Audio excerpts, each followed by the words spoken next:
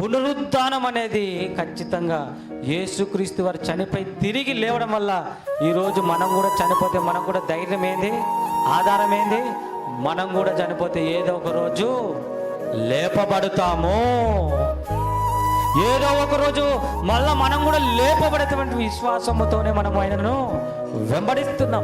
వెంబడిస్తున్న ప్రియులరా. అలాంటి విశ్వాసం మనకుందా? అలాంటి విశ్వాసంతో మనం ఉన్నామా ప్రియులరా? తెసలోనీయులకు రాసినటువంటి పత్రిక 4:14 ఒక మంచి మాట, యేసు మృతి పొంది తిరిగి లేచినని మనము నమ్మిన యెడల అదే ప్రకారము యేసునందు నిద్రించిన వారిని దేవుడు ఆయనతో కూడా వెంటబెట్టుకొని వచ్చును. అంటే దీనిని బట్టి పునరుద్ధానం అనేది ఏమి అందరికీ కొందరికే. భావినాలమ్మా, నువ్వు ప్రభువుని నమ్మినా నమ్మకపోయినా, దేవుని చిత్తానుసారంగా నువ్వు బ్రతికినా బ్రతకపోయినా, పునరుద్ధానం అనేది అందరికీ సంబంధించినది. అందరికీ సంబంధించినది. మీరు అనొచ్చు, అమ్మయ్య అయితే అందరము బ్రతుకుతాము, అందరము జీవిస్తాము అనొచ్చు మీరు. పునరుద్ధానం మాత్రం అందరికీ. కానీ ఏ పునరుద్ధానము? పునరుద్ధానాలు 2 ఉన్నవి. పునరుద్ధానాలు 2 ఉన్నవి. ఈ మాటలు చెప్పి ముగిస్తాను. బాగా వినాలి ప్రియులారా, రండి, బాగా రండి. యోహాను సువార్త జాగ్రత్తగా వినాలి. చూడండి, యోహాను సువార్త 5వ అధ్యాయము ప్రియులారా, 28, 29 వచనాలు అందరూ చదవాలి. దీనికి ఆశ్చర్యపడకుడి, ఒక కాలము వచ్చుచున్నది, ఆ కాలమున సమాధులలో ఉన్నవారందరూ ఒక శబ్దము విని మేలు చేసిన వారు. ఏ పునరుద్ధానం అంటమ్మా? జీవ పునరుద్ధానమును. తర్వాత కీడి చేసిన వారు ఎవరైతే కనబడుతున్నారో మేలు చేసిన వారు కనబడుతున్నారు. రెండవారు కీడు చేసిన వారు కనబడుతున్నారు. ఏ పునరుద్ధానం అంట? తీర్పు పునరుద్ధానము. తీర్పు పునరుద్ధానమునకు బయటకు వచ్చేదారు. నువ్వు దేవుని నమ్మినా నమ్మకపోయినా నువ్వు ఖచ్చితంగా పునరుద్ధానం అయితే అవుతావు. అవుతున్నటువంటి సమయంలో ఖచ్చితంగా మనం ఏ పునరుద్ధానం కోలుకోవాలంట? జీవ పునరుద్ధానము. మనం నిత్యము జీవించగలిగేటువంటి పునరుద్ధానమును మనము పొందాలి. అంతేనా? పొందాలి. అలా కాకుండా అందరము లేస్తాము, అందరం చనిపోతాము, అందరము బ్రతుకుతాము, అందరం జీవిస్తాము కాదు. తీర్పు పొందడానికి కూడా నువ్వు దేవుని చిత్తానుసారంగా నువ్వు బ్రతకలేదు కదా, ఇప్పుడు నీకు తీర్పు ఉంది.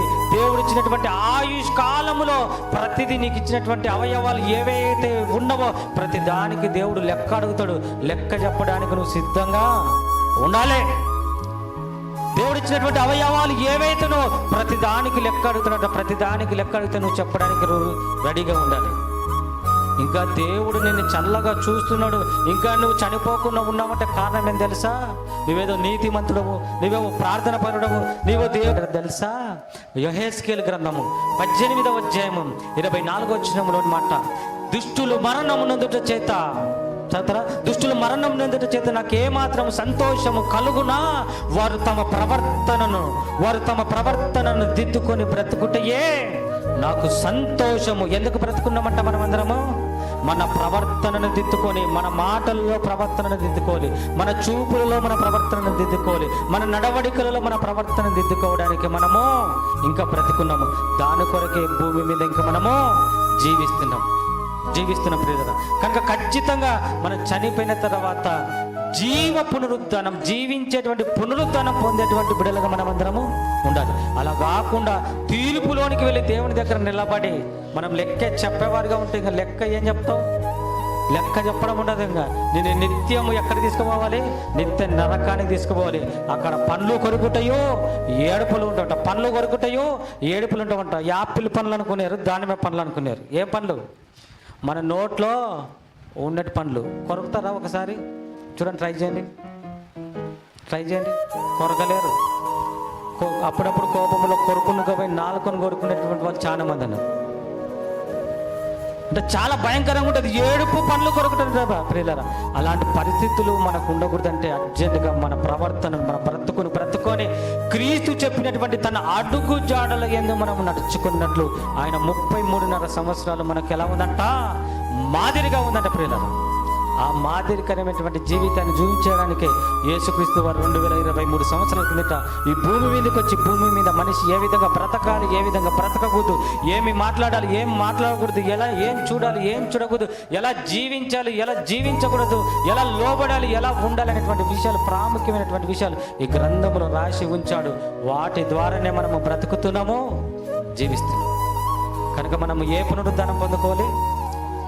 జీవ పునరుద్ధానము పొందుకోవాలి. జీవ పునరుద్ధానం పొందుకోవాలంటే క్రీస్తు చెప్పినటువంటి అడుగు జాడల యందు మనము నడవాలి. అట్టి ధన్యత దేవుడు మనకందరికీ అనుగ్రహించును గాక.